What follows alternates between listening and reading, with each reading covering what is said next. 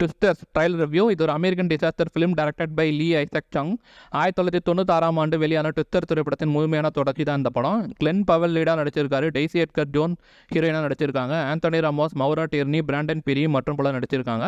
காலநிலை மாற்றத்தை கதைக்களத்தில் இணைச்சிருக்காங்க. திரைக்கதை எழுதின மார்க் மித் பல புயல் நிபுணர்கள், சூறாவளி நிபுணர்கள், புயல் துரத்துபவர்கள்லாம் பேசி நிறைய ரிசர்ச்லாம் பண்ணி ஸ்க்ரீனில் கொண்டு வந்திருக்கோம்னு ஒரு இன்டர்வியூவில் சொல்லியிருக்காரு. டான் மெண்டலோட டிஓபி அல்டிமேட்டாக இருக்குது. சூறாவளியாக ஒரு விண்மிலுக்கு பின்னாடி இருந்த ஒரு ஃப்ரேமிங் அதெல்லாம் ஃபேபுலஸாக இருக்குது.